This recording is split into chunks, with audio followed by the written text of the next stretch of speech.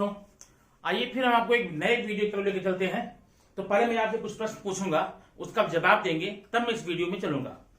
Number 1, क्या आप 10th के स्टूडेंट हैं? Yes, very good. क्या आप बोर्ड का एग्जामिनेशन में बैठने की तैयारी कर रहे हैं? Yes, very good. तब आप सही जगह पर हैं। आपने सही वीडियो को चूज किया है, सही यूट्यूब चैनल को चूज किया है। आज आपको मैं साइंस से संबंधित कुछ ऐसे क्वेश्चन आपको बताऊंगा जो कि श्योर एंड सर्टेन उसमें से कम 90% क्वेश्चन आपको बोर्ड एग्जाम में मिलेंगे ही मिलेंगे। और ये होता है क्वेश्चन नंबर 1। क्वेश्चन नंबर 1 आपके साइंस के पेपर में, चाहे वो फर्स्ट हो चाहे सेकंड हो, अभी मैं फर्स्ट की चर्चा कर रहा हूं। क्वेश्चन नंबर फर्स्ट आपका 10 मार्क्स का होता है। अगर आपने इस वीडियो को ध्यान से देखा, पूरे वीडियो को ध्यान से देख लिया, तो आपको इसमें से 95% या 90% क्वेश्चन मिलने वाले ही हैं। तो आइए हम शुरू करते हैं बिना देर किए हुए। लेकिन उसके पहले प्लीज वीडियो को अगर आप पहली बार देख रहे हैं तो सब्सक्राइब जरूर करना, लाइक करना, शेयर करना, और आपके कमेंट का मुझे इंतजार रहता है। सबसे ज्यादा मैं अगर कुछ देखता हूं वीडियो अपलोड करने के बाद में, मैं ये देखना चाहता हूं कि कमेंट कितने लोगों का आया है और कमेंट है क्या। कमेंट अच्छा है या बुरा है, आपको वीडियो अच्छी लगती है या नहीं लगती है, कुछ भी कमेंट आप वीडियो में दे सकते हैं, ताकि लेकिन पॉजिटिव वे में, ठीक है, आप पॉजिटिव वे में कमेंट दीजिए ताकि अगले वीडियो में मैं उसको इंप्रूव करके आप तक अच्छी वीडियो पहुंचा सकूं। चलिए आइए देखते हैं क्वेश्चन नंबर 1। ध्यान से देखना, इसका हर क्वेश्चन का आंसर बताऊंगा और साथ साथ में एक्सप्लेन भी करूंगा, ताकि यह आपको रट्टा मारने की जरूरत नहीं हो। रटना मत क्वेश्चन को, समझना, इसको समझ के लेना आपके लिए अच्छा रहेगा। क्वेश्चन नंबर 1 है, एल्यूमिना का गलनांक कम करने के लिए डैश का उपयोग होता है। अब ध्यान सुनिए, आपने अपने चैप्टर में धातु का शोधन पाठ है, उसमें पढ़ा है एल्युमिनियम का निष्कर्षण। अब सबसे पहले एक प्रश्न ये उठेगा, एल्युमिनियम का अयस्क का नाम क्या होता है? What is the name of ore of aluminium? वो है बॉक्साइट। बॉक्साइट से ही हम एल्युमिनियम का निष्कर्षण करते हैं। उसके लिए 2 पद्धतियां हैं। पहला आपने पढ़ा है क्या, बेयस पद्धति से इसका सांद्रीकरण, कंसंट्रेट किया था। तो आप कंसंट्रेट करने के पश्चात जो अंतिम स्टेप होता है कंसंट्रेशन का, एल्युमिनियम के बॉक्साइट के कंसंट्रेशन का, सांद्रण का जो अंतिम स्टेप होता है, उसमें आपको प्राप्त होता है एल्यूमिना। क्या होता है? एल्यूमिना। अब उस एल्यूमिना से एल्युमिनियम प्राप्त करने के लिए आपको उसका करना पड़ता है विद्युत अपघटन, ठीक है। तो विद्युत अपघटन में प्रॉब्लम क्या होती है, एल्यूमिना का गलनांक अत्यधिक उच्च होता है। एल्यूमिना का गलनांक जो है, पिघलना जो है, बहुत ही उच्च तापमान पर होता है। उतना टेम्परेचर हमारे लिए पॉसिबल नहीं है, या तो बहुत ज्यादा ईंधन लगने वाले हैं, या फिर टेम्परेचर की अधिकता कारण वो संभव नहीं है। इसलिए वैज्ञानिकों ने एक खोज की थी, वह खोज थी क्रायोलाइट फ्लोरस्पार। नाम याद रखना, क्रायोलाइट और फ्लोरस्पार। जब एल्यूमिना के अपघटन में हम क्रायोलाइट का उपयोग कर देते हैं, तो क्रायोलाइट क्या करता है, इसके गलनांक को हाफ कर देता है। किसी भी पदार्थ का जो भी गलनांक होगा, अगर आपको गलनांक कम करना है, कम ईंधन का उपयोग करना है, टेम्परेचर कम रखना है, तो आप उसमें क्या करते हैं, क्रायोलाइट मिला देते हैं, और क्रायोलाइट उस पदार्थ के गलनांक को हाफ कर देता है। इसलिए आपका पहला क्वेश्चन कंप्लीट होता है। यहां पर एल्यूमिना का गलनांक कम करने के लिए क्रायोलाइट का उपयोग किया जाता है। बात समझ में आई ना? अब आइए हम क्वेश्चन नंबर 2 में जाते हैं। सुगंधित पदार्थ, अब देखिए जितने भी फ्रेग्रेंस होते हैं, सेंट होते हैं, नहीं डीओ होते हैं, उन सबको बनाने के लिए एक प्रकार के केमिकल का उपयोग करते हैं, एक पदार्थ का उपयोग करते हैं। उस पदार्थ का नाम है ईस्टर। नाम याद रखना, ईस्टर। अभी देखना, सुगंधित पदार्थ बनाने के लिए ईस्टर का उपयोग किया जाता है। यह आपका दूसरा क्वेश्चन हुआ कंप्लीट। क्वेश्चन नंबर 3 में आइए, रॉकेट का प्रक्षेपण न्यूटन के डैश नियम पर आधारित है। अब पहले देखिए, न्यूटन ने गति विषयक 3 नियम दिया था। न्यूटन के गति विषयक 3 नियम थे। पहला नियम क्या था? पहला नियम था जड़त्व का। पहला नियम इनर्शिया, जड़त्व का था। दूसरा, अब जड़त्व की मैं व्याख्या नहीं करूंगा। दूसरा नियम था संवेग का नियम, लॉ ऑफ मोमेंटम, और तीसरा नियम था क्रिया प्रतिक्रिया का नियम। तो जो रॉकेट जाता है वो क्रिया प्रतिक्रिया के नियम से जाता है। अब ध्यान देना, आप यहां कंफर्म हो जाना, यहां पर क्या आप क्रिया प्रतिक्रिया लिखेंगे? हाँ लिख सकते हैं, लेकिन अगर ऑप्शन दिया है, तो आप देखो, अब यहां पर दो आंसर हो सकता है, या तो क्रिया प्रतिक्रिया का नियम या तो तीसरा नियम, याद रखना। तो यहां पर थर्ड लॉ लिखेंगे, मोस्टली क्या लिखेंगे? जो रॉकेट की गति होती है वह न्यूटन के तीसरे नियम पर आधारित होती है। तीसरा नियम क्या है? क्रिया प्रतिक्रिया का नियम। प्रश्न नंबर 3 आपका कंफर्म हुआ ना? ओके, आइए अब देखते हैं क्वेश्चन नंबर 4। क्वेश्चन नंबर 4 क्या होता है कि मनुष्य के जो नेत्र की स्पष्ट न्यूनतम दूरी होती है, स्पष्ट न्यूनतम दूरी जहां तक कि आसानी से वो पढ़ लिख या देख सकता है, वह दूरी होती है 25 सेंटीमीटर। मानव नेत्र लेसन में इसका है। मानव नेत्र के आंख की स्पष्ट न्यूनतम दूरी होती है 25 सेंटीमीटर। अब ऐसा देखना, मानव नेत्र के लिए स्पष्ट न्यूनतम दूरी 25 सेंटीमीटर होती है। क्वेश्चन नंबर आपका 4 हुआ। ओके, अब आइए देखते हैं क्वेश्चन नंबर 5। ये चिन्ह है, आप जरा चिन्ह ध्यान देखना, चिन्ह में एक एरो है, नीचे की तरफ एरो है ना। आपके रासायनिक जो समीकरण लिखते हैं वहां पर दो एरो बनाते हैं। एक एरो तो ये होता है, ये एरो क्या दर्शाता है? इसे कहते हैं ऊर्ध्वगामी, अपवर्ड एरो। हम ये तब लगाते हैं जब रासायनिक अभिक्रिया संपन्न होने के पश्चात गैस मुक्त होती है, गैस निकलती है बाहर, तो गैस मुक्त होने की दशा में हम इस तीर लगाते हैं। और जब तीर का निशान नीचे की तरफ होता है, इसे कहते हैं अधोगामी तीर चिन्ह या डाउनवर्ड एरो साइन। इसका उपयोग आप तब करेंगे जब अवक्षेप बनता है, प्रेसिपिटेट बनता है। तो अब यहां पर क्या आंसर हो जाएगा? चिन्ह का उपयोग अवक्षेप बनने को दर्शाता है। फॉर्मेशन ऑफ द प्रेसिपिटेट, अवक्षेप बनने की क्रिया को दर्शाता है। मतलब ये चिन्ह, ये जो एरो है नीचे का।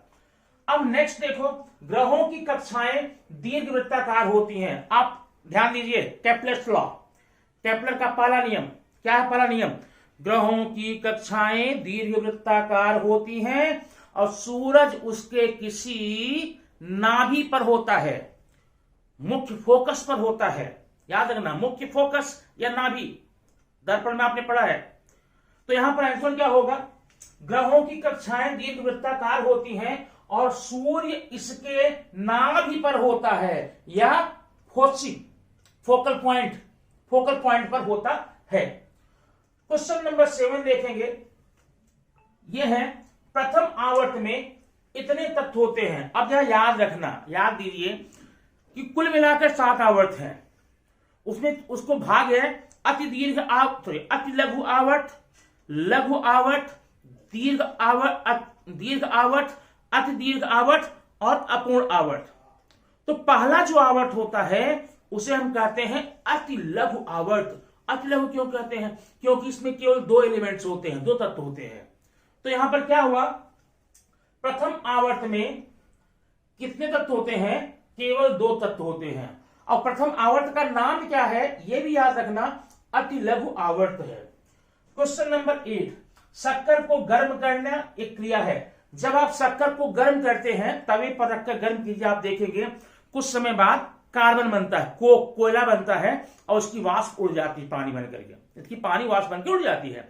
मतलब शक्कर एक कंपाउंड है, शक्कर एक अभिकारी पदार्थ है। गर्म करने पर इसका अपघटन होता है, ये टूटता है, ठीक ना, डिकम्पोज होता है। क्या होता है? डिकम्पोज होता है।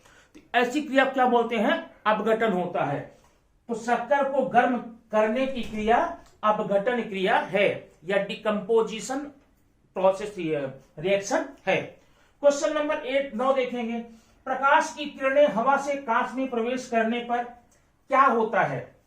अब ध्यान सुनो, प्रकाश की किरणें जब विरल माध्यम से सघन माध्यम में जाती हैं तो अभिलंब की तरफ झुक जाती हैं। इसके उलट क्या होता है? जब सघन माध्यम से विरल माध्यम में जाती हैं, अभिलंब से दूर हट जाती हैं। पक्का ना? जब प्रकाश की किरणें विरल माध्यम से सघन में जाती हैं तो अभिलंब की तरफ मुड़ जाती हैं। ठीक है, ये अभिलंब है। लेकिन इसके उल्टे जब सघन से विरल में जाती हैं अभिलंब से दूर हट जाती हैं। अब प्रश्न आप देखिएगा, प्रकाश की किरणें हवा से कांच में, अब यहां सघन विरल की बात नहीं करी गई, आपको समझना है।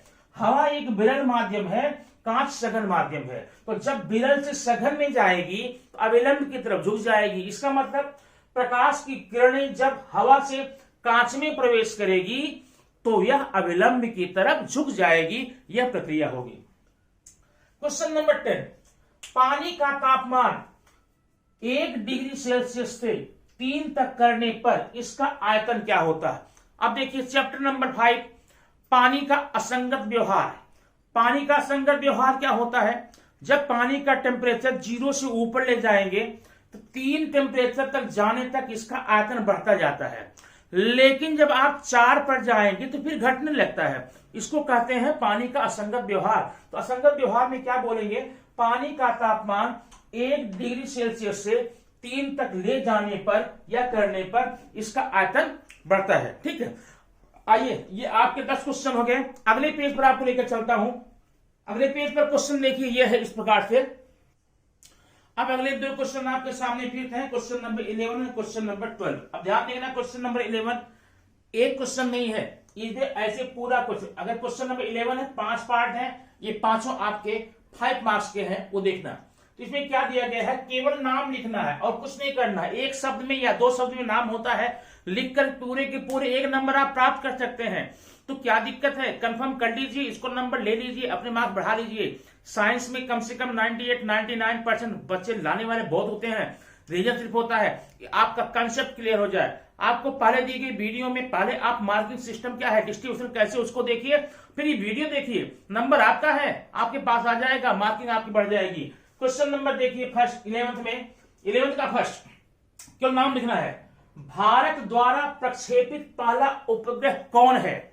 भारत ने सबसे पहले जो उपग्रह प्रक्षेपित किया था, लॉन्च किया था, उसका नाम क्या था? याद रखना, वो नाम है हमारे देश के महान वैज्ञानिक गणितज्ञ आर्यभट्ट के नाम पर है।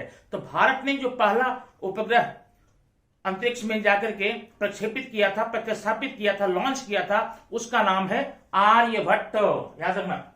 क्वेश्चन नंबर 2, जो जैविक गैस होती है, जैविक गैस आप अगर जैविक नहीं समझ रहे हो तो बायोगैस बोलते हैं इसको। तो जैविक गैस में वह कौन सा घटक है जो इसे ज्वलनशील बनाता है, जो ईंधन के योग्य बनाता है? ठीक है ना। तो जैविक गैस में एक गैस होती है मीथेन गैस। मीथेन आपने पढ़ा था, CH4, यह एक हाइड्रोकार्बन है। तो जैविक गैस में पाया जाने वाला मीथेन ही इसे ईंधन बना देता है या ज्वलनशील बना देता है। आपको ध्यान रखना। क्वेश्चन नंबर 3 है, तांबा और टिन से बनी हुई मिश्र धातु का नाम लिखो। तांबा और जो टिन को आपस में मिलाते हैं एक नई मिश्र धातु बनती है, उसका नाम है ब्रॉन्ज, मतलब कांसा। कांसा बोलते हैं उसको। चौथा है, तारों के टिमटिमाने का कारण क्या होता है? जो तारे टिमटिमाते हैं, अब आपने पढ़ा था प्रकाश वाले में, रात के समय में तारे टिमटिमाते क्यों नजर आते हैं? अब इसका रीजन है प्रकाश की किरणों का अपवर्तन। प्रकाश की किरणें अपवर्तित होती हैं। अपवर्तन मतलब जब प्रकाश की किरणें एक पारदर्शी माध्यम से दूसरे पारदर्शी माध्यम में तिरछे मार्ग से प्रवेश करती हैं तो अपने मार्ग से विचलित हो जाती हैं। कैसे विचलित होती हैं? अगर वो विरल माध्यम से सघन माध्यम में जाती हैं तब तो अभिलंब की तरफ झुक जाती हैं।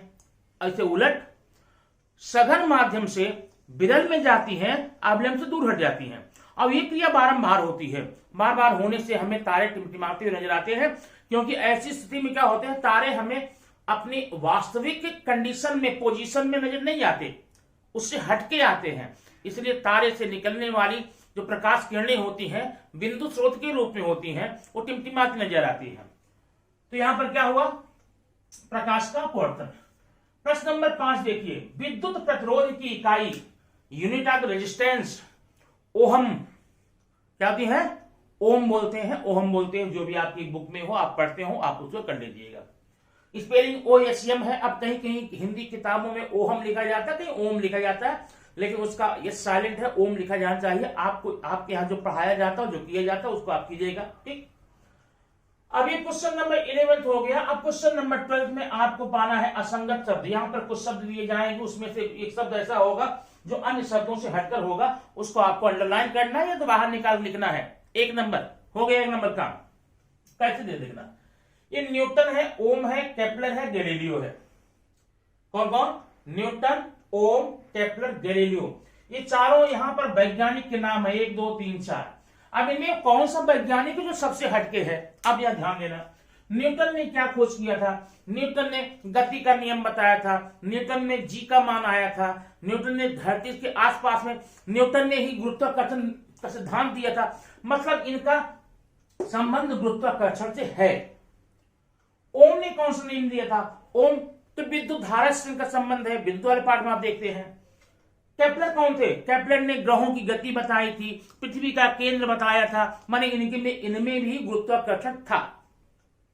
गैलीलियो ने भी पृथ्वी और ग्रहों की गति का संबंध बताया था। इसका मतलब न्यूटन, केपलर, गैलीलियो ये तीनों वैज्ञानिकों का ग्रुप एक है, क्योंकि इनका संबंध पृथ्वी या पृथ्वी के गुरुत्वाकर्षण केंद्र से होता है।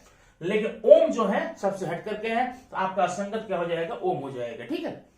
Question number 2, boron, silicon, neon, polonium, इसमें कौन सा अलग है? अब देखो, ये बोरान जो होता है वो क्या है? ये धातु सदृश है, मेटलॉइड्स। सिलिकॉन भी। नियॉन 18वें समूह का तत्व है, ये निष्क्रिय गैस बोलते हैं, आदर्श गैस बोलते हैं, 0 समूह तत्व बोलते हैं। पोलिनियम भी धातु सदृश है। तो मतलब बोरान, सिलिकॉन, पोलिनियम ये तीनों धातु सदृश हैं, लेकिन जो नियॉन है यह एक आदर्श गैस है, उत्कृष्ट गैस है, शून्य समूह है, इसलिए ये आपका संगत होगा। नेक्स्ट, भूरा, नीला, हरा, लाल। भूरा, नीला, हरा, लाल। अब देखो, ये नीला है, जो हरा है ये लाल है। ये इंद्रधनुषी रंगों में पाए जाते हैं, लेकिन भूरा नहीं पाया जाता। तो आप क्या लिखेंगे? भूरा। अब इसका एक रीजन और हो सकता है, एक होता प्रकाश का पृथक्करण। ये क्या होता है? श्वेत रंग के प्रकाश का अपने घटक रंगों में पृथक्कृत होने घटना को हम प्रकाश का पृथक्करण कहते हैं, विक्षेपण कहते हैं। तो जो श्वेत रंग पृथक्कृत होता है, तो आप जानते होंगे उसमें 7 रंग के प्रकाश की किरणें निकलती हैं। उनका नाम आप ऐसे लेंगे, ये देखना, VIBGOR 1 2 3 4 5 6 7 ये। V for violet, E for indigo, B for blue, G for green, Y for yellow, O for orange, R for red। ये जो 7 घटक रंग हैं, श्वेत रंग के प्रकाश के घटक हैं।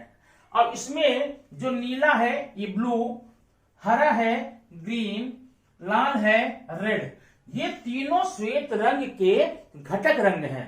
लेकिन भूरा जो है इसमें कहीं नहीं आता है, इसलिए आप कह सकते हैं कि भूरा असंगत है। रीजन बताने 2 कारण है। पहला कारण आप बोल सकते हैं कि भूरा जो है इंद्रधनुषी रंग का रंग नहीं है, या भूरा जो है श्वेत रंग का घटक रंग नहीं है। ठीक है। अभी तक आपने देखा क्वेश्चन नंबर 11 और 12। अब आइए हम आपको देखते हैं, अगले पेज लेकर चलते हैं। क्वेश्चन नंबर 13 में क्या बोला जाता है उसको आप देखकर समझिए।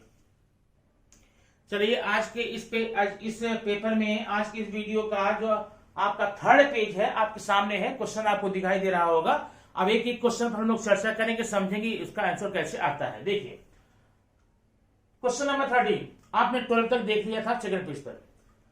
उपग्रहों के प्रक्षेपण डैश नियम पर आधारित है। Launching of satellite is based on dash dash dash law.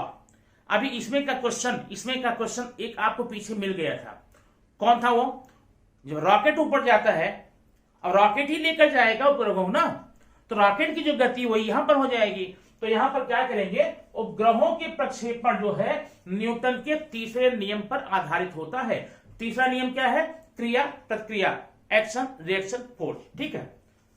Question number 14, carbonate के अयस्क को सीमित हवा की उपस्थिति में अत्यधिक तप्त करने की क्रिया को बोलते हैं कैल्सीकरण या कैल्सीनेशन या कैल्सीकरण। ये प्रश्न आप सुन करके याद करते रहेगा। वीडियो को पॉज करके आप देख सकते हैं, या वीडियो को 2-3 बार सुन करके भी आप इस क्वेश्चन को आप कंफर्म कर सकते हैं। याद रखना, जो वीडियो आप लोग देखते हैं यूट्यूब पे, मूवी देखते हैं, कॉमेडी देखते हैं, उससे अच्छा इसको देखेंगे, आपके रैंक बनेंगे, नंबर बढ़ेंगे, कैरियर में आपको 4 चांद लगेगा। ओके, आइए देखते हैं अगला क्वेश्चन। क्वेश्चन नंबर 15, ये जो अपवर्तन का नियतांक होता है डैश पर निर्भर करता है। अपवर्तन का नियत, अब देखिए अपवर्तन किस पर निर्भर करता है? प्रकाश की किरणों के वेग पर, प्रकाश की किरणों के वेग पर। अब वेग किस पर निर्भर करता है? जैसे मान लीजिए कोई प्रकाश किरण जब विरल माध्यम से सघन माध्यम में जाएगी तो आपने क्या देखा, उसमें अभिलंब की तरफ मुड़ जाती है। लेकिन अब यह प्रश्न उठता है कि अभिलंब की तरफ वो मुड़ती ही क्यों है? क्योंकि वेग कम हो जाता है। ठीक है, जब भी प्रकाश किरणें तिरछे मार्ग से जाती हैं, माध्यम बदलने पर उनका वेग परिवर्तित होता है, और वेग जब परिवर्तित होगा उनका जो नियतांक है वो भी चेंज होता है। इसलिए प्रश्न क्या है? अपवर्तन का नियतांक प्रकाश की किरणों के वेग पर निर्भर करता है। चलिए क्वेश्चन नंबर 16, सोलेनाइड। अब इस सोलेनाइड क्या होता है आप जानते होंगे, पढ़े होंगे। ठीक है, सोलेनाइड क्या है? विद्युत रोधी आवरण युक्त, विद्युत रोधी आवरण युक्त तांबे के तार से बनी कुंडली को सोलेनाइड कहते हैं। अब सोलेनाइड जैसे होती है, अब कोई स्प्रिंग होती है, मोड़ देते हैं, या आपकी साइकिल के जो कीचेन में छल्ला होता है उस प्रकार से बनता है। इसमें 2 सिरे होते हैं, दोनों सिरे 2 ध्रुव का काम करते हैं। ठीक है, 2 पोल का काम करते हैं। इसमें जो विद्युत चुंबकीय क्षेत्र की तीव्रता होती है वह हर बिंदु पर समान होती है। यहां क्या लिखेंगे? क्षेत्र सम होता है। ठीक, अगला 17, जब अम्लीय जल में विद्युत धारा प्रवाहित की जाती है तो क्या होता है? सुनो ध्यान से। जब अम्लीय जल में विद्युत धारा प्रवाहित करेंगे तो जल का अपघटन होता है, पानी का अपघटन होता है। अपघटन मतलब, विघटन मतलब डिकम्पोज होता है, वो पानी अपने घटक अणुओं में टूटता है। तो क्या आंसर होगा? जब अम्लीय जल में विद्युत धारा प्रवाहित की जाती है तो पानी का अपघटन होता है, पानी में अपघटन की क्रिया संपन्न होती है। क्वेश्चन नंबर 18, डैश बंध वाले हाइड्रोकार्बन को, एक ही डैश रहेगा, अल्कीन। डैश बंध वाले हाइड्रोकार्बन को अल्केन कहते हैं। अल्केन आप जानते होंगे, ऐसे सारे हाइड्रोकार्बन जिसमें कार्बन कार्बन के परमाणु इकहरे बंधों द्वारा संतुष्ट हो जाए, उसे हम क्या बोलते हैं? संतृप्त हाइड्रोकार्बन बोलते हैं। और वह संतृप्त हाइड्रोकार्बन ही अल्केन के नाम से जाना जाता है। यहां पर क्या होगा? इकहरा बंध, एकल बंध या सिंगल बॉन्ड। जिन हाइड्रोकार्बन में, अब ये बंध क्या होता है? बंध उनके परमाणु की साझेदारी पर डिपेंड करता है। अगर एक एक इलेक्ट्रॉनों की साझेदारी हुई है तो एकल बंध होता है। 2-2 की साझेदारी होगी, दोहरा, द्विक या डबल बोलेंगे। 3-3 की हुई, तिहरा, त्रिक या ट्रिपल बोलेंगे। ठीक है, तो इकहरे बंध वाले का नाम होता है अल्केन। जिसमें दोहरा बंध होगा उसका नाम होगा अल्कीन, और जिनमें तिहरा बंध होगा उसका नाम होगा अल्काइन। तो यहां पर प्रश्न क्या आपका है? प्रश्न है डैश बंध वाले को अल्केन कहते हैं। अब यहां अल्केन दे दिया गया, सब समझ जाएंगे, यहां पर इकहरा बंध होगा, आप यह गलत सिंगल बॉन्ड बोलेंगे। क्वेश्चन नंबर 19, सजातीय श्रेणी के क्रमिक यौगिकों के अणुद्रव्यमान में डैश का अंतर होता है। अब सजातीय श्रेणी क्या होती है? ऐसे सारे यौगिक हाइड्रोकार्बन के, ऐसे सारे हाइड्रोकार्बन के यौगिक जिनका संरचना सूत्र समान हो, सामान्य सूत्र समान हो, और उनके भौतिक और रासायनिक गुणधर्म कुछ कम या अधिक मात्रा में आपस में मिलते जुलते हों, उनको हम बोलते हैं सजातीय श्रेणी। अब जैसे सुनिए, आपने अल्केन परिवार का देखा था, क्या देखा था? Methane, ethane, propane, butane, pentane, hexane. अब आपने अल्केन क्या देखा था? मीथीन, इथीन, प्रोपीन, ब्यूटीन, ऐसा। और अल्काइन में क्या देखा था? तिहरे बंध में, मिथाइन में है नहीं, इथाइन, प्रोपाइन, ब्यूटाइन। तो वो जो पूरा इथेन, मीथेन, प्रोपेन एक परिवार है, मतलब वो सजातीय श्रेणी है। क्यों सजाती है? क्योंकि उसके सारे तत्वों का सामान्य सूत्र क्या होगा? CnH2n+2, CnH2n+2 सबका। अब चाहे आप मीथेन का देखें और चाहे डेकेन का देखें, डेकेन जहां 10 होता है, सबका सूत्र यही होगा, तो सजातीय श्रेणी हो गया।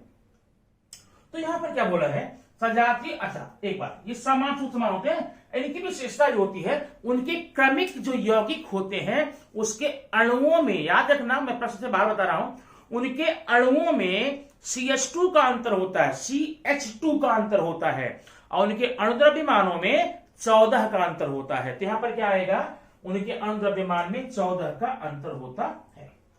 अगर यहां उनके अणुओं में पूछे तो आप CH2 लिखिए, और द्रव्यमान पूछेगा तो 14 का अंतर लिखेंगे। क्वेश्चन नंबर 20 देखिए, नियॉन Na इस ब्लॉक का तत्व है। अब कितने ब्लॉक होते हैं, 4 ब्लॉक है, SPDF, S block, P block, D block, F block. तो पहला और दूसरा समूह S ब्लॉक में आता है, 13वें से लेकर के 18वें तक P में, और तीसरे से लेकर 12वें तक D में, और नीचे जो एक्टिनाइड लेंथेनाइड है वो F में आते हैं। तो अब नियॉन कहां है, नियॉन है 18वां समूह, तो किस में आएगा, P ब्लॉक में। तो नियॉन आपका P ब्लॉक में आएगा। ठीक है, तो आज के वीडियो में मात्र 20 क्वेश्चन आपको दिया है, लेकिन मार्किंग इसकी ज्यादा है। क्यों, क्योंकि 2 क्वेश्चन मैंने 11वां और 12वां में 5-5% डाला है, तो आप ये 20 मार्क का नहीं बल्कि 30 मार्क का हो गया है। इसको आप तैयार कीजिए, फिर अगला आपको वीडियो में इसी का क्वेश्चन नंबर फर्स्ट का ही क्वेश्चन वीडियो दूंगा। ये पूरा हो जाने के बाद में फिर आपको मैं क्वेश्चन नंबर सेकंड में जाऊंगा, जो कि 7 क्वेश्चन आते हैं, पास करने होते हैं। वो कैसे लिखेंगे, क्या लिखेंगे, क्या करेंगे, वो सारे क्वेश्चन हल करके बताएंगे। इस वीडियो को आप भरपूर देखिए, कंटेस्ट कीजिए, अपने फ्रेंड्स को भी, जो तुम्हारे फ्रेंड्स हैं जिनका तुम बहुत चाहते हो, उनको बताइए भाई इस वीडियो पर जाओ, यहां देखो, क्योंकि यहां सिर्फ एग्जाम की तैयारी की बातें होती हैं, पढ़ाने की बात नहीं। आप पढ़ चुके हैं, पढ़ाई आपको हो चुकी है। अब जितना ज्यादा, याद रखना, जितना ज्यादा आप क्वेश्चन पेपर करेंगे, जितना ज्यादा क्वेश्चन पेपर करेंगे, मार्क्स बढ़ने की संभावना उतनी ही प्रबल होती जाएगी। एक बार आपने टेक्स्ट बुक से आप लेसन पढ़ लिए, क्वेश्चन तो पढ़ लिए, अब आपको सिर्फ और सिर्फ ढेर सारे क्वेश्चन पेपर कलेक्ट करने हैं, 2 साल पीछे, 3 साल पीछे, 4 साल पीछे के। उस पेपर को आप सॉल्व करेंगे। आपके अगल बगल स्कूलों में जो पेपर होते हैं, होम एग्जाम होते हैं, जो प्रीलियम होते हैं, उनका पेपर आप लीजिए, विभिन्न प्रकार के पेपर आप सॉल्व करेंगे, इससे आपके मार्क्स बढ़ने की संभावना बढ़ जाएगी। और आप ये देखेंगे, उस पेपर को पढ़ने के बाद आपको ये पता चलेगा कि कुछ क्वेश्चन ऐसे हैं हर विषय में, चाहे साइंस हो, मैथ्स हो, हिस्ट्री हो, ज्योग्राफी हो, हर विषय में कुछ क्वेश्चंस ऐसे होते हैं जो बारंबार आते हैं, उनकी प्रायिकता जो है कई बार होती है। इससे आपको ये भी पता चल जाएगा ये क्वेश्चन इंपॉर्टेंट है। ठीक है, ये पिछले 20 साल का पेपर देख करके मैं ये सारे क्वेश्चन आपको दे रहा हूं, और ये क्वेश्चन इतने प्रायिक हैं, इतने ज्यादा आते हैं एग्जाम में, गारंटी है इसको पढ़ने के बाद में आपको पहला क्वेश्चन 10 नंबर का तो एक भी नहीं छूटेगा, पूरा नंबर मिलेगा। और अगर आप वीडियो देखते रह जाते हैं तो अगले आने वाले क्वेश्चन में भी आपको कुछ ऐसे ही क्वेश्चन दूंगा, ऐसे ही क्वेश्चन यहां बताया जाएगा जो आपके एग्जाम के लिए बहुत बहुत बहुत बहुत ही इंपॉर्टेंट है, अब पक्का आते हैं। ठीक है, वीडियो देखते रहिए, अगला वीडियो में फिर आपको जल्द ही देता हूं, इसको कंफर्म कर लीजिए तब। Okay, thank you.